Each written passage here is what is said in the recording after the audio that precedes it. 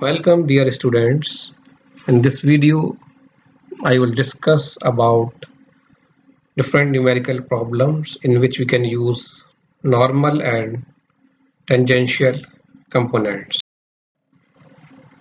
So in many examples normal and tangential coordinates are very useful in solving the problem of dynamics. For example, in case of aircraft, these forces are usually involved, and like roller coaster. So again, in roller coaster you will be experiencing a large amount of normal forces. So in these type of problems we can use normal and tangential coordinates. Now equations of motion when you are using normal and tangential coordinates will be like this. So this is the original equation. Then you will resolve the components of force into the normal direction and tangential direction. Then you will be having acceleration in normal direction and acceleration in the tangential direction. But there will be two equations, summation of ft is equal to mat, and similarly summation of fn is equal to man. And further you can write like this. Now we will do one sample problem related to normal and tangential components. So this is your problem. The bob of a 2-meter pendulum describes an arc. So this is a pendulum, this is the bob, and it is moving in this arc. It is moving in an arc like this, okay? And if the tension in the cord is 2.5 times the weight of the bob, so the tension in this cord is 2.5 times the weight of this. Find the velocity and acceleration of the bob in that position. Okay, so this is the problem. Now we will see the solution strategy. So first what you will do, resolve the equation of motion into tangential and normal, then solve the component equations for the normal and tangential accelerations, and then you will find the velocity. So this is the solution procedure.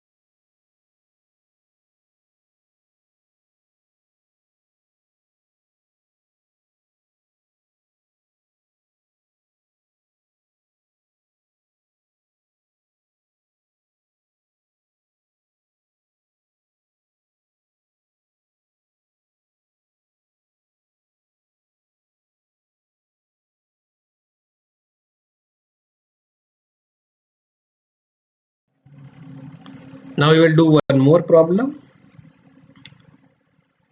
So this is your problem. Determine the rated speed of a highway curve of radius 400 feet. So this is the curve on the highway, okay, and it is banked through an angle 18 degree. So this is the banking, The rated speed of a banked highway curve is the speed at which a car should travel if no lateral friction is to be exerted at its wheels. So we have to find the rated speed so that the car will travel without any friction. So this is the solution strategy. The car travels in a horizontal circular path with a normal component of acceleration directed toward the center of the path. The forces acting on the car are its weight and a normal reaction from the road surface. So these two forces will act, this weight in vertical direction and normal reaction, normal to this surface. Okay. So again we will write equation for tangential and normal components, and then we will solve for the speed.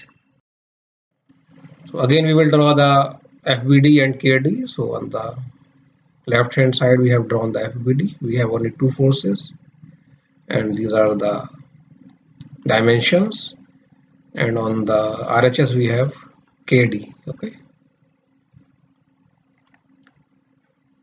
So rather writing the equation of motion in the vertical direction, since there is no acceleration, so summation of Fy should be 0. That means r cos theta minus W should be 0. That means r is equal to W by cos theta. And another equation is summation of Fn is equal to Man. That means r sin theta, because we have a component of this force, okay, equal to W by G An. Man, and M is W by G. And you can further put the components from this equation and from the expression of An, then your velocity comes out to be v square is equal to g rho tan theta, and when you put the values your answer will be 64.7 feet per second. So this is how you can solve the problems by using rectangular and once again by using normal and tangential components. So this is for today's video. Thanks for watching. Thanks. Have a nice day.